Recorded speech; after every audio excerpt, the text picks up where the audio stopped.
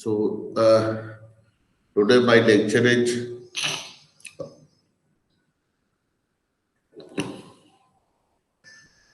very good topics on the hidden Markov model and randomized algorithms. Myself is Dr. Ravindra, Director UIT, Head of Department Computer Science and Engineering, or UIT, CSGM University, Kanpur. So I will take the complete lecture in three part. In first part, I will discuss what is a HMM, and second part we again discuss complete HMM, and third part what are the uh, combination about the hidden Markov model in the randomized algorithm, and last part we discuss the some application used in HMM and randomized algorithms. So सबसे पहले what are the basic contents that here I am going to discuss today's topic. So first is introduction, and then hidden Markov model, randomized search technique, and modeling HMM problem as a discrete optimization problem. So introduction means, what are the introduction? Introduction means कि easily you can understand कि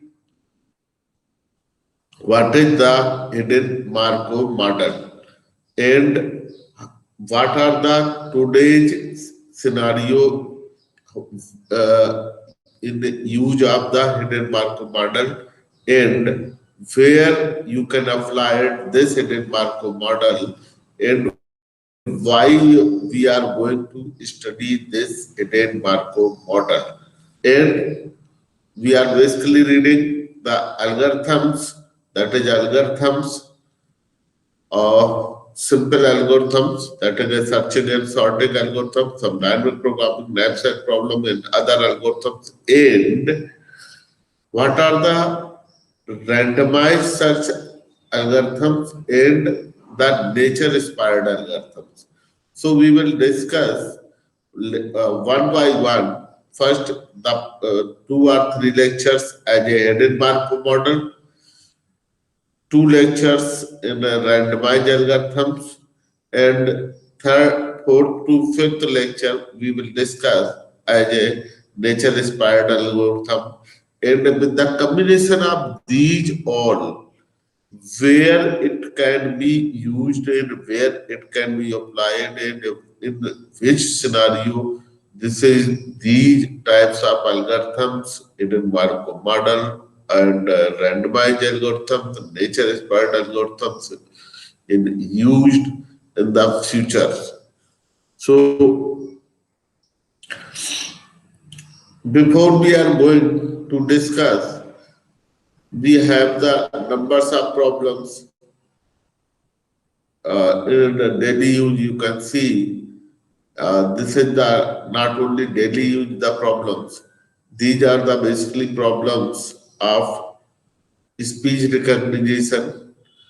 आज की date में आप लोग देखते हैं कि आप मोबाइल लेते हैं और मोबाइल पे कोई वर्ड बोलते हैं और मोबाइल उसको कन्वर्ट करके it will B search and find the place. So what is this? Speech recognition. If you see, this is a whole word. So every word that is the talking by about every word that is in India, England, America, France, Germany is a different way. The meaning is the same. For example, apple. If you are saying here is the apple, if you go to the north, south, so say in a different way. Apple in Bombay, different way. America, different way. In Germany, different way. But the Google or any software which can easily understand the person which is sitting in the front of the computer and say Apple, and it will be doing the work according to the word which will be used by you. So this will be the speech recognition. Then bioinformatics is basically जो biology and information, इन दोनों को combinations में today's date जितना भी आप you will see the DNA, mRNA, RNA, protein and what are the sequence, how we can find. So in this there is in the again a problems climatology. Climatology means if you can predict the what will be the climate next 10 years, you can also predict using this hidden Markov model and control and production systems. कैसे, how you can control? If you design a machine, so how you can control, you can also learn in this and production theory, any type of production theory. In a today's scenario, you can if you have the data of the coronavirus, you can number of patient, so you can predict how many days it will be go, how good number of patients dies and get the bed in the hospital, get the medicines and communications. In that today's very large problem of the communication. Every person in the world contains a mobile and it will be the communicate in 24 hours. So in today's scenario, you will see the traffic, network traffic is very huge, and how we can resolve this problems using this hidden Markov model. So, and there is the other numbers of problems which I will discuss in after this lecture. In this lecture, and what are the other problems which can be solved using this hidden Markov model. So, optimization problems are model HMM learning problem in which HMM parameters are either maximized or minimized. So, you know the word problem. What are the optimization problem? Optimization problem means maxima or minima. You will find the maximum for I am taking a very simple example. If you are going to design a car, what are the basic two parameter? First parameter, you will minimize the cost and maximize the feature and maximize the speed and minimize the use of fuel. So there is a two parameter that must be minimum, that is the cost and fuel, and three parameter that required the features is maximum and safety is the maximum and speed is the maximum. So this is the problems of optimization. You can use it and you can do it. So this is the first problems that can be solved using hidden Markov models and these randomized algorithm. So objective of HMM learning problem is to find a finite state automation. This is not a when we go explain you all the things, then you can easily understand. So there is some also introductions about the HMM, that an HMM learning problem is considered too difficult since it requires creating best model for real application by optimally adapting model parameter to observe training data.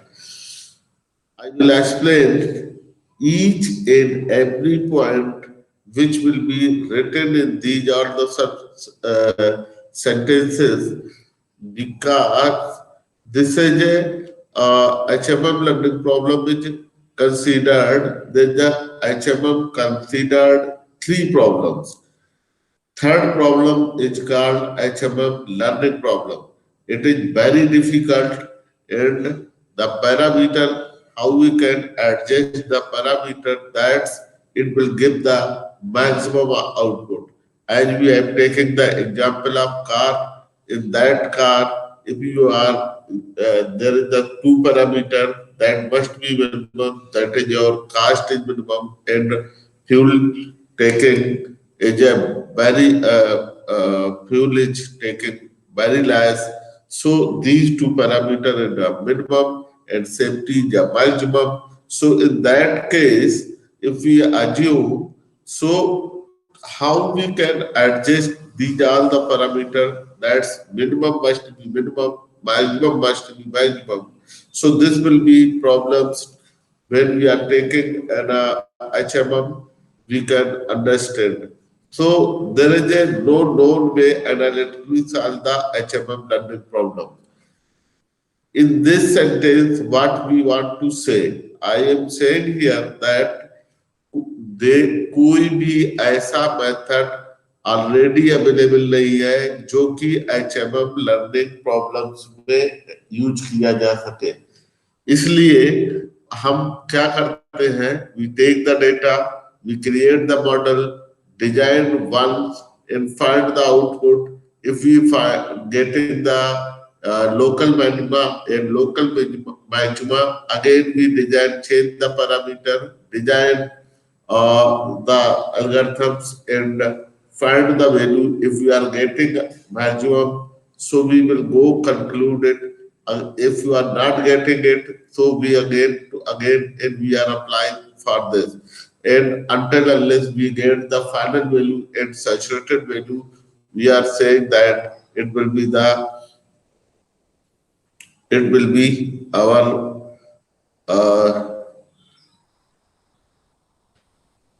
HMM parameters.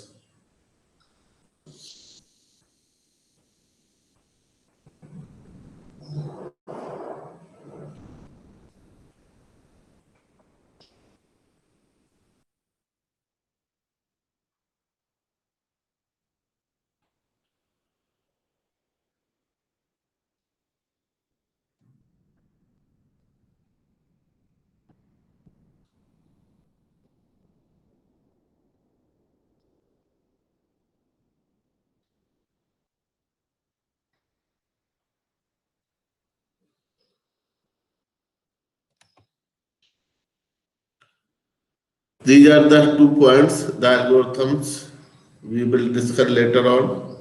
Here is not very much meaning of this uh, problems. So I will discuss these 2 points later on. Objectives. What are the objectives?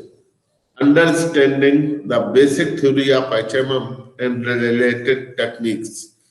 दूसरा, first we understand the basic theory. What are the HMM? Where it comes? What are the mathematics behind it? And how we can go one by one? And what are the different problems of HMM? And using these problems, how we can solve our problem? How my problems can be fit in with the HMM problem? These are the basic objectives and modeling the real life problems of HMM learning problems and applying randomized search algorithm to solve HMM learning to get the desired output. Our real problems.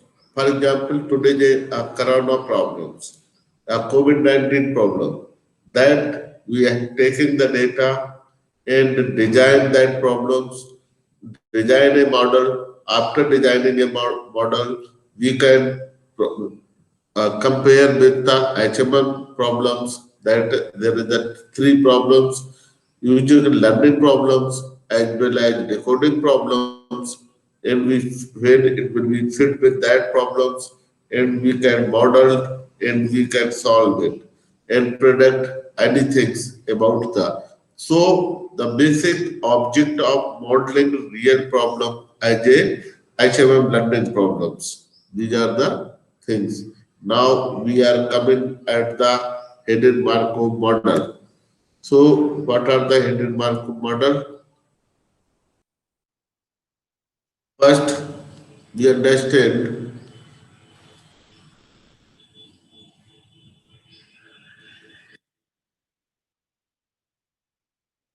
Markov chain.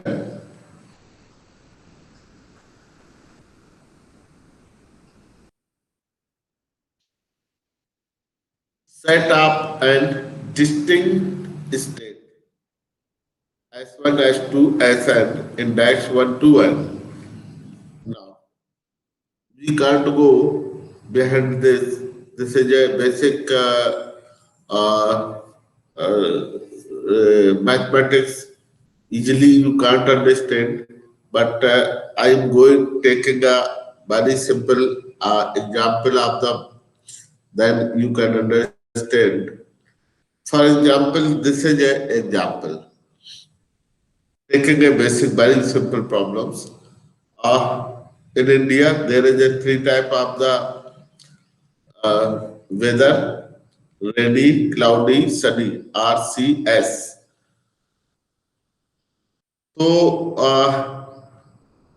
if we can taking the data of 1 year, 1 month, and how, and we want to predict next month what will be the weather of next month or next year, and using that you can solve numbers of problems.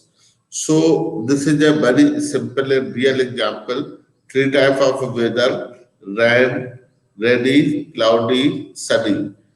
So in that, if you have that taking the data in which taking some probabilities of the data, like 7 days here, written in this way, initially with the sun, sunny, sunny, then rainy, rainy, फिर sunny, फिर cloudy, or फिर sunny. So this is our 7 day observation. Very easily you can understand. For example, yesterday is sunny, today is sunny, tomorrow is rainy, then again rainy, फिर sunny, फिर cloudy, फिर we get the sunny. And this is a sequence. तो अगर इसको हम समझने जाए, तो अगर हम इसको S1, S2 तीन स्टेट में बांटे, रैनी को 1, S1 स्टेट 1, क्लाउडी को स्टेट 2, सनी को स्टेट 3। तो इसको हम कैसे समझेंगे कि पहले सनी को हमने स्टेट 3 बोला है, क्लाउडी को S2 बोला है और रेनी को S1 बोला है। तो ऊपर के एग्जाम्पल के हिसाब से नीचे अगर हम देखेंगे तो क्या आएगा, S3 स्टार्टिंग विथ 3 S3 क्यों लिखे हैं, क्योंकि starting with S3 and going to the S3 और S3। देन उसके बाद रेनी, दैट इज S1, फिर रेनी, फिर S1, फिर उसके बाद cloudy, then it will be S3 और फिर सनी, S1 S3 और उसके बाद क्लाउडी S2 और उसके बाद फिर सनी, तो S3। तो टोटल करेस्पॉन्डिंग 7 डेज का डेटा हमने 8 में ले लिया। 8 इसलिए कि 7 हमें गिवन डेटा है, where we start with the sunny, that is S3।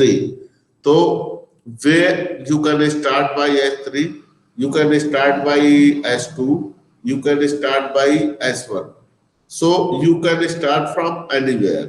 In this example we start with the S3.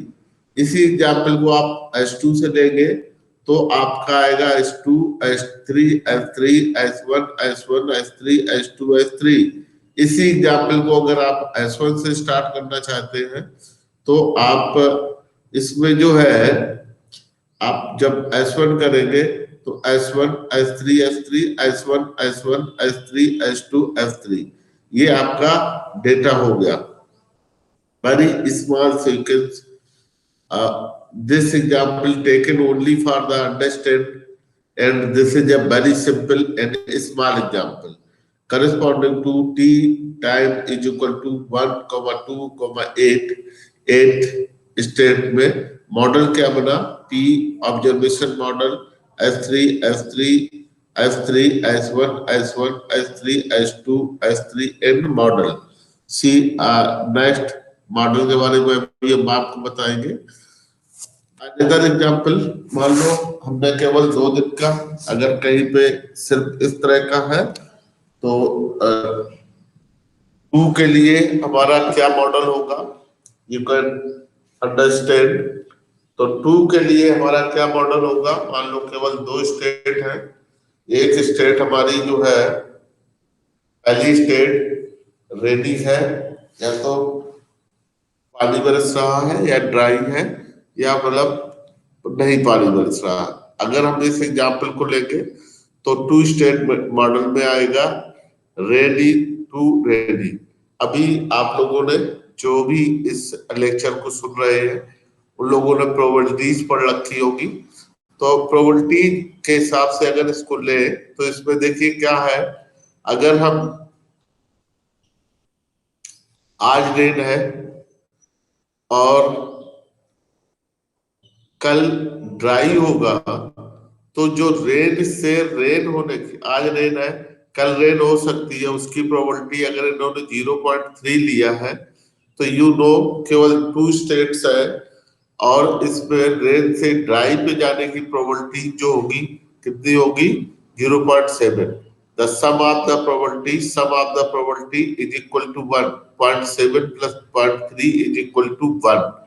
ऐसे ही अगर आप ड्राई पे पहुंच गए, अगर आज ड्राई है और कल भी ड्राई होगा तो ड्राई से ड्राई की प्रोबेबिलिटी 0.8 है, तो ड्राई से रेनी पे आने की प्रोबेबिलिटी कितनी 0.2, इसलिए 0.8 प्लस 0.2 इज इक्वल टू 1। तो this is another very simple example of the Markov chain. तो मीनिंग हियर दैट कि अगर आपके पास 2 स्टेट्स है, 3 स्टेट्स है, एनी नंबर ऑफ स्टेट्स है, तो we will find the probability. Probabilities का आपने बहुत एक सिंपल एग्जांपल लेते हैं। अगर आपके पास एक कॉइन है और इसको हम टॉस करते हैं तो हमारे पास क्या आता है, हेड और tail. The probability of coming head and tail is 0.5, 1/2, that is 0.5। अगर आपके पास 2 कॉइन्स हैं और दोनों कॉइन्स में से पहला कॉइन्स जब हम टॉस करते हैं तो इसकी जो है प्रोबेबिलिटी 1.2 फॉर हेड और 1.10 की प्रोबेबिलिटी है। Now next thing is we can choose a second coin or we are choosing the same coin। So now here are only we are that how many numbers are coin taken or what are the output of the each coin। So how many numbers of coin taken is another problems। So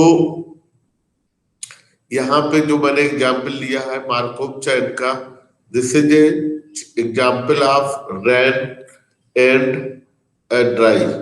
अगर आज rain है कल भी rain होगी तो इसकी probability बहुत कम है 0.3। कल ड्राई होगी इसकी बहुत ज्यादा प्रोबेबिलिटी है 0.7। ऐसे ही अगर हम ड्राई पे हैं तो इससे कल भी ड्राई होगा, इसकी प्रोबेबिलिटी बहुत ज्यादा है 0.8, और ड्राई से रेन पे जाना है इसकी प्रोबेबिलिटी बहुत कम है 0.2। सो हियर आपने क्या लिया, 2 स्टेट मॉडल लिया। एक दो स्टेट है, एक रेन है और एक ड्राई।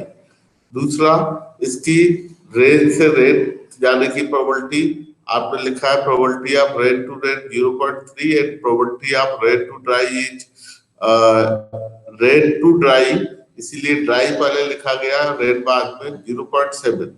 इसी तरह से रेन से ड्राई की प्रोबेबिलिटी जो है 0.2 है और ड्राई से ड्राई पे जाने की प्रोबेबिलिटी 0.8 है। लिस्ट एक हम इनिशियल मानते हैं कि we will start this observation by either it will be the rain और विद द ड्राई। सो अगर हम रेन से स्टार्ट करते हैं तो इसकी प्रोबेबिलिटी 0.4 है और अगर हम ड्राई से स्टार्ट करते हैं तो 0.6 है। तो स्टार्ट कहां से करते हैं, कहां से, रेन से पहले आप स्टार्टिंग करेंगे या ड्राई से करते हैं? This is A called initial probability, मतलब आपको कहां से शुरू करना है, पहले ड्राई से शुरू करना है या रेन से। तो हमने इनिशियल प्रोबेबिलिटी कुछ मान ली है, यहाँ पे हमने मानी है कि अगर ड्राई से स्टार्ट करोगे तो 0.6 ज्यादा प्रोबेबिलिटी ली है और अगर रेन से स्टार्ट करोगे तो 0.4। तो this is the basic example. Now अब कैलकुलेट द सीक्वेंस प्रोबेबिलिटी, कैसे हमने किया है, प्रोबेबिलिटीज कैसे हम फाइंड करेंगे। देखिए प्रोबेबिलिटी SI1 SI2, अब जितनी भी प्रोबेबिलिटीज है उनको हम लिखते चले जाएंगे। आप kth स्टेट तक गए तो SIK। अब इसको किस ऑर्डर में कैसे प्रोबेबिलिटी फाइंड करेंगे, SIK upon SIK -1 reverse direction में लिखेंगे।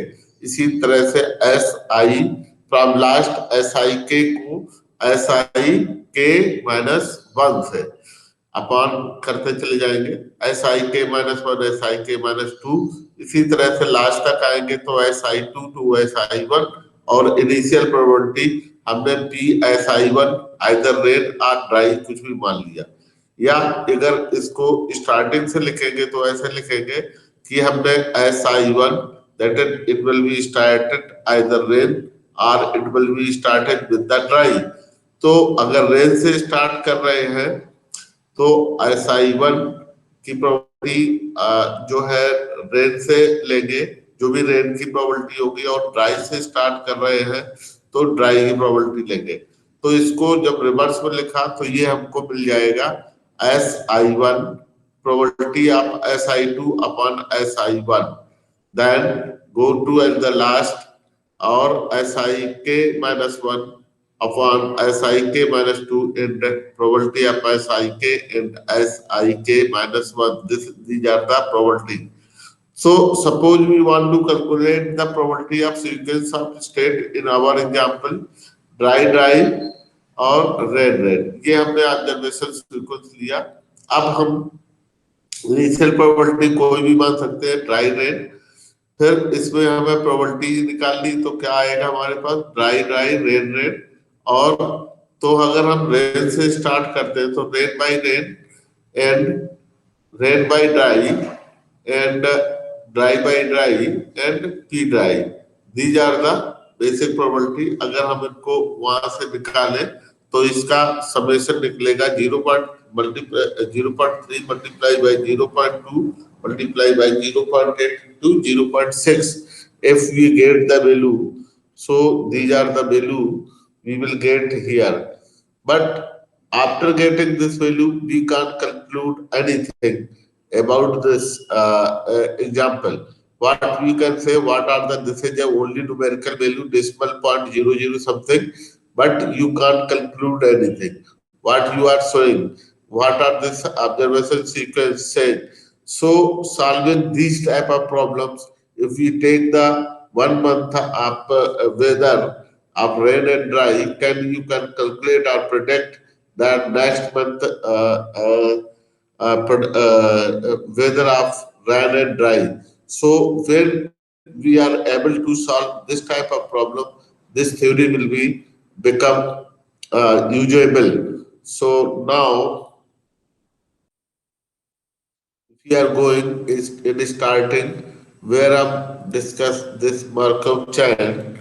So these are the now some theory of the Markov chain which I will go to the discuss the here in the first slide you will see तो meaning of state S1 S2 SN N state हो सकती है जैसे कि अभी red drive में दो थी और red Sunny cloudy and ready में थ्री स्टेट थी इस तरह से एन स्टेट हो सकती है थ्री हो सकती है फोर हो सकती है कुछ भी हो सकती है अब process from move one state to another generating a sequence of state अब आपने देखा अगर रेन से रेन पे जाते हैं तो पॉइंट थ्री और रेन से जो है ड्राइव पे जाते हैं तो पॉइंट सेवन है इसी तरह से ड्राइव पे जाते हैं तो पॉइंट एट है और ड्राइव से रेन पे आते हैं तो प्रोबेबिलिटीज कितनी है पॉइंट टू है तो S I one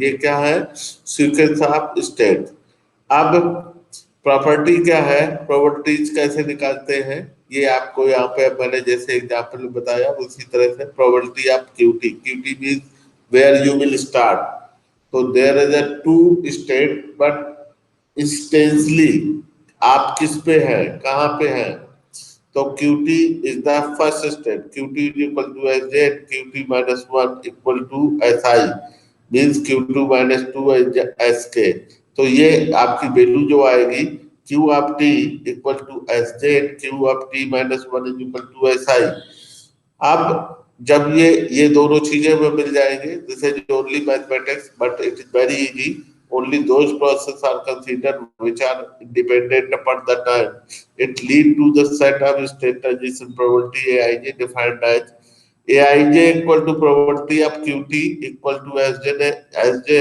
qt minus 1 is equal to si so aij greater than equal to the zero and for every j and I and sigma j equal to 1 aij equal to 1 for every I. So aij is greater than equal to zero. The value always आप aij क्या है aij the probability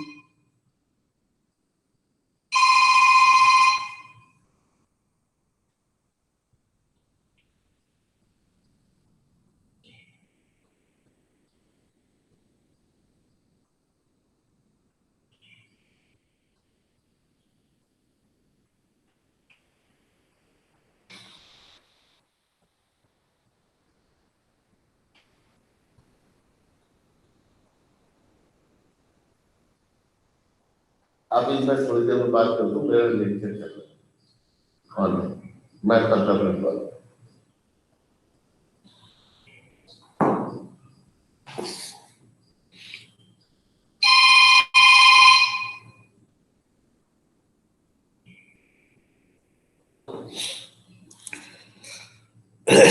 तो AIJ क्या है AIJ the state transition probability मान लो आपने two state ली रेन एंड ड्राई तो रेन से रेन और रेन से ड्राई ड्राई से ड्राई ड्राई से rain this is the state transition तो दैट इज एआईजे हमने मान लिया आई से जे आई पे या आई से जे पे और जे से जे पे जे से आई पे तो probability of QT is equal to initially S Z QT minus one is equal to S I for every aij greater than equal to 0 for j comma I so summation of j is equal to 1 to n aij equal to 1 for every I so summation of j is equal to 1 to n aij equal to 1 for every I ये जो value होगी ये क्या होगा summation जैसे मैंने बताया point seven plus point three is equal to one and point eight plus point two is equal to one जैसे मान लो आपने देखा था कि ड्राई और रेन रेन से रेन पे जाने की पॉइंट थ्री और रेन से ड्राई पे जाने की पॉइंट सेवन सब करोगे तो वन हो गया इसी तरह से ड्राई पे जाने की प्रोबेबिलिटी पॉइंट सेवन एट और ड्राई से रेन पे आने की प्रोबेबिलिटी पॉइंट टू सब करोगे तो वन हो जाएगा तो this will be the example 3 state, rain, cloudy, Sunny, जो कि अभी हमने आपको डिस्कस किया। नेक्स्ट 2 स्टेट एग्जाम्पल, ये जो मैं आपको इसके करस्पॉन्डिंग समझा रहा था, ये सारी चीजें हैं। Calculation of the sequence probability, जो मैंने अभी आपको बताया। Now this is the markup chain. अब आते हैं, इसमें एक वर्ड ऐड हो गया, hidden. The what is the meaning of hidden? We can understand what is the meaning of hidden, what is word is not Markov chain. This will be the hidden Markov model.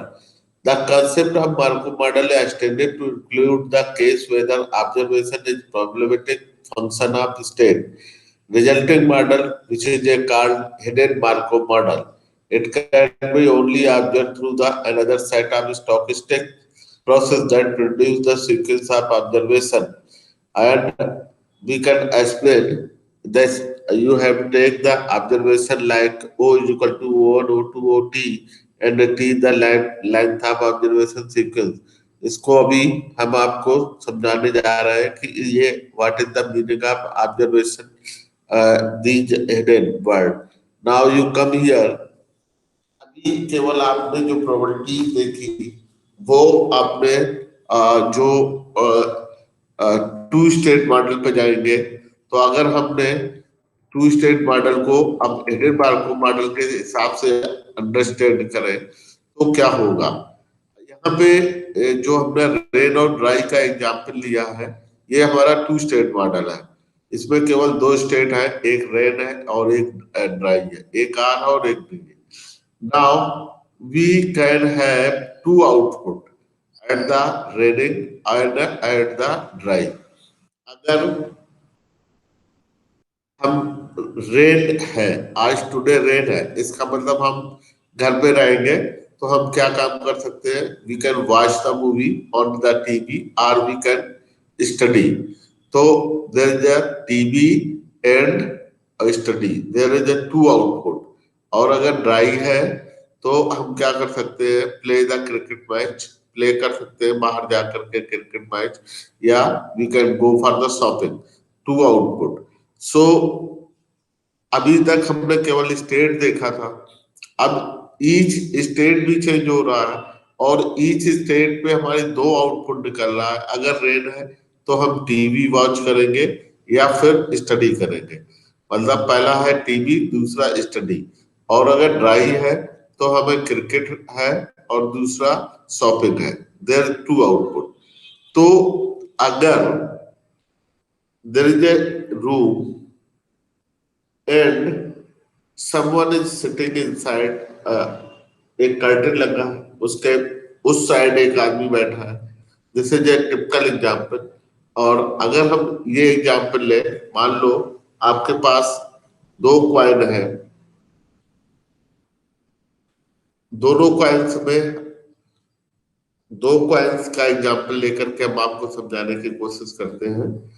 एक coin 1 है, एक coin 2 है, दोनों के output आपके head और tell है। तो उसमें क्या होगा?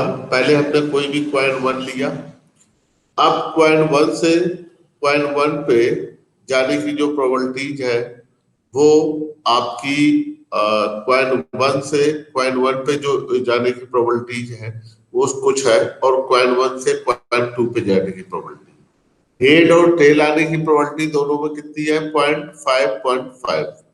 इसी तरह से जब हम नेक्स्ट उस पे एग्जांपल पे जाएंगे तो क्या होगा? हेड और टेल की आने की प्रोबेबिलिटीज क्या होगी सेकंड क्वाइन पे? 0.5. ठीक है।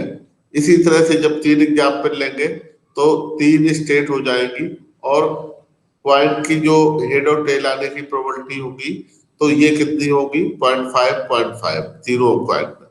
नाउ अगर एक रूम है, इस रूम में एक साइड एक आपका फ्रेंड कोई नंबर सब क्वाइन लेकर के बैठा हुआ है, और वो किसी भी क्वाइन को, it will take 3 coins, 4 coins, 5 coins, and वो आपको सिर्फ ये बता रहा है head head head tail tail head tail tail head, like this.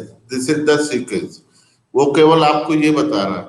आपको कई प्रॉब्लम्स सॉल्व करनी है। प्रॉब्लम्स ये सॉल्व करनी है कि how many coils he have taken and कौन सा क्वाइल नंबर, मान लो it have taken only 3 coils, तो फर्स्ट क्वाइल कौन सा है, स्टार्टिंग किससे किया है, फर्स्ट से, सेकंड से, थर्ड से, या फर्स्ट के बाद फर्स्ट चूज किया है, फर्स्ट के बाद सेकंड चूज किया है, या सेकंड के बाद सेकंड चूज किया या फर्स्ट चूज किया है, सेकंड के बाद थर्ड चूज किया या थर्ड के बाद फर्स्ट चूज किया है। These are the numbers of types of exam questions which you can ask, but you have only the output. So double stochastic problems हो गई, डबल ऑब्स्टिक। एक तो इसमें आपके क्वाइल्स चेंज हो रहे हैं, उनकी प्रोबेबिलिटी अलग है। क्वाइल के जब टॉस कर रहे हैं तो उसकी वैल्यू जो आ रही है वो अलग हो गई। इसी तरह से अगर डाइज की प्रॉब्लम ले ले, एक डाइज है तो उसके 6 आउटपुट हो गए। अगर 2 ले ली तो इसमें पहले डाई से दूसरे डाई पे, पहले डाई से पहले डाई पे जाने की प्रोबेबिलिटी और पहले डाई से दूसरे पे डाई पे जाने की probability, these are the one probabilities.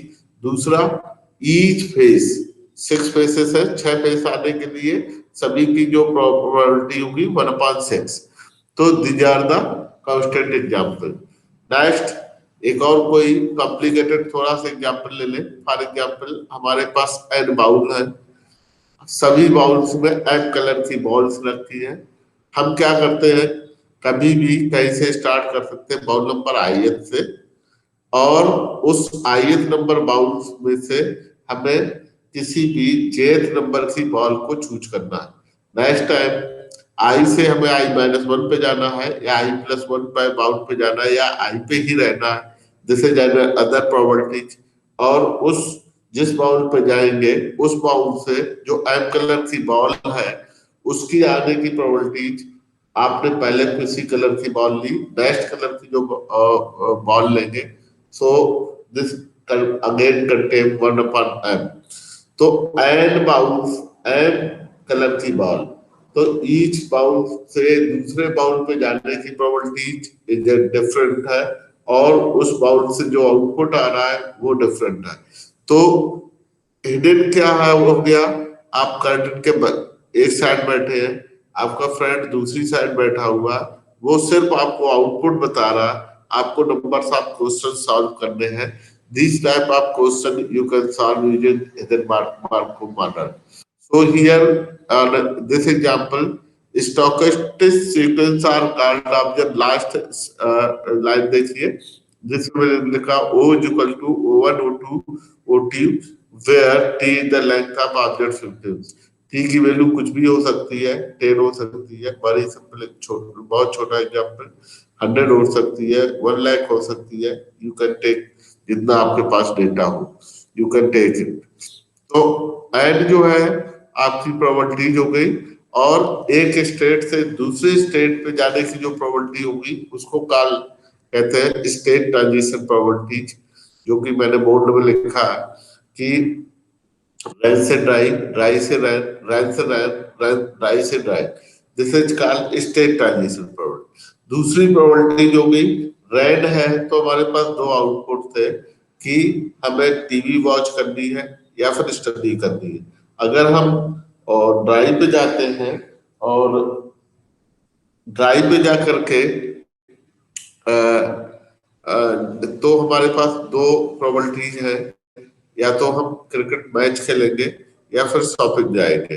तो उसको बोलते हैं किस स्टेट पे है और क्या आउटपुट आया है, उसको क्या आउटपुट आया है जिसको OT लिया है, O2 equal to O1, O2, O3 and OT।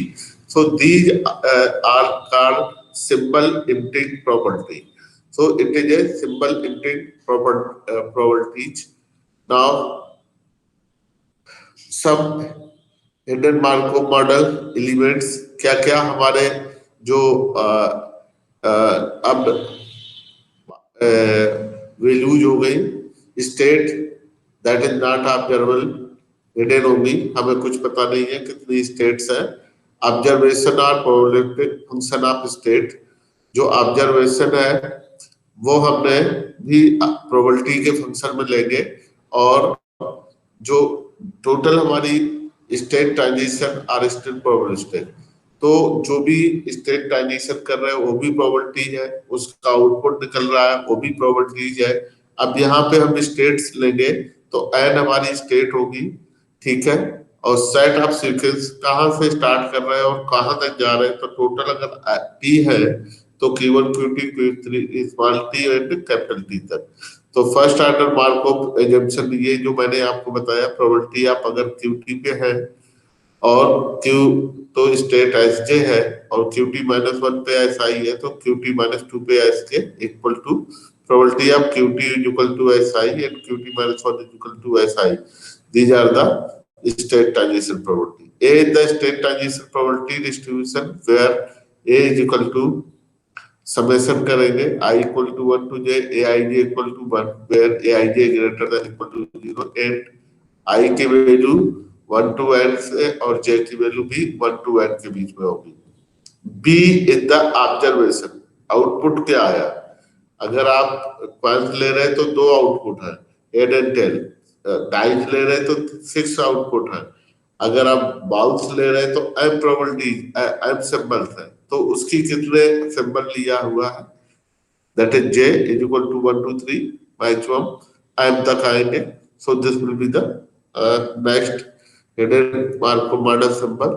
तो अब इस पे टोटल क्या क्या क्या एलिमेंट्स हो गए, इतने आपकी ये नंबर्स ऑफ एलिमेंट हो गए। And in the number of hidden states, q in the set of states, set हमारा केवल q होगा जो कि 1 to n होगा। m in the number of symbol, क्या आउटपुट आ रहे हैं। v को सिंबल से डिनोट करेंगे तो टोटल सिंबल m होगा 1 to m। ए जो है स्टेट ट्रांजिशन प्रोबेबिलिटी, एक स्टेट से दूसरी स्टेट पे जाने की प्रोबेबिलिटी। बी जो है ऑब्जर्वेशन प्रोबेबिलिटी डिस्ट्रीब्यूशन, क्या आउटपुट आ रहा है, जिसे हम बी से कहेंगे। तो A I J is equal to, आपने लिखा है कि probability QT +1 is equal to J और QT is equal to I. तो आई हमेशा 1 से बड़ी होगी और जे की वैल्यू एन से कम या बराबर होगी। इसी तरह से के, आप जब जेएच स्टेट में है और के इन द वैल्यू निकल रही, तो प्रोबेबिलिटी जो ओटी, क्या ऑब्जर्वेशन सिंबल है टाइम टी पे है के और क्यूटी एट स्टेट कौन सी है, जे। तो के की वैल्यू 1 से एम के बीच में जो एम सिंबल आपके एम आउटपुट निकल रहा है उसमें से क्या वैल्यू होगी, वो जो है के सिंबल है। Pi where you will start, कहां से स्टार्ट करो, मान लो ड्राई और रेड है तो ड्राई से स्टार्ट कर रहे हो या रेन से कर रहे हो, 3 स्टेट है तो मतलब आपको स्टेट 1 से 2 से 3 से कहां से स्टार्ट कर रहे हो। 2 क्वाइंस है तो पहले क्वाइन से या सेकंड क्वाइन से। आपके पास 5 क्वाइन है तो कौन सा नंबर आप क्वाइन से स्टार्ट कर रहे हो। 2 डाई है तो कहां से स्टार्ट कर रहे हो, तो pi I in the P is equal to Q I equal to I, I की वैल्यू 1 to n, जितनी स्टेट होगी उसी में से किसी ना कहीं से हम स्टार्ट करेंगे। So this will be the very a famous example of this example of HML। हमने यहाँ पे 2 स्टेट लिए हैं, एक कोल्ड लिया है एक सनी लिया है। ऑब्जर्वेशन हमारे 3 है, एक अगर कोल्ड है तो हमें क्या मूवी शॉपिंग और रीडिंग 3 तरह के हैं। स्टार्टेड प्रोबेबिलिटी ये है कोल्ड टू कोल्ड 0.5 और cold to sunny in the 0.5। Transition probability cold से कोल्ड पे जाने की 0.7 और कोल्ड से सनी पे जाने की 0.3। इसी तरह से सनी से कोल्ड पे जाने की प्रोबेबिलिटी 0.4 एंड सनी से सनी पे जाने की प्रोबेबिलिटी 0.6। एंड इम्सन प्रोबेबिलिटी क्या है, अगर कोल्ड है तो मूवी जाने के बहुत कम चांसेस है 0.2 और शॉपिंग जाने के भी बहुत कम चांसेस है 0.3 और रीडिंग के ज्यादा चांसेस है 0.5। इसी तरह से सनी पे है तो सनी से मूवी पे जाने की प्रोबेबिलिटी ज्यादा है 0.4, शॉपिंग के 0.3 और रीडिंग के कम चांसेस है 0.3। So this will be the example we have created here for example of HMM। So this is the figure, एक स्टेट सनी है और कोल्ड है, तीन आउटपुट हो सकते हैं, watching movie shopping and reading. इसी तरह से दूसरे स्टेट पे वाचिंग मूवी और शॉपिंग और वो, and we can choose for output here. So take the model and we can calculate for any observation. For example, here I'm taking the example cold and retail shopping movie, and we can find the value. So it will be the only some 0.005145 value. So that is the only decimal value. It can't, if you are getting this value, you can't say anything about it. But in a future, using these value, how we can work, you can explain these all the things. Another example of hidden Markov model, जैसे लो और high है और इस पे rain और dry के आपने लिया है। लो से लो पे जाने का 0.3, लो से हाई पे जाने की जो प्रोबेबिलिटीज है ये 0.7 है, हाई से हाई की 0.8 है और हाई से रेन लो पे जाने की प्रोबेबिलिटी 0.2 है। और लो पे जो हमारे दो आउटपुट हो सकते हैं, अगर रेन हो सकती है और ड्राई हो सकता है, और हाई पे जो है हमारे दोनों आउटपुट हो सकते हैं, रेन भी हो सकती है और ड्राई भी हो सकती है।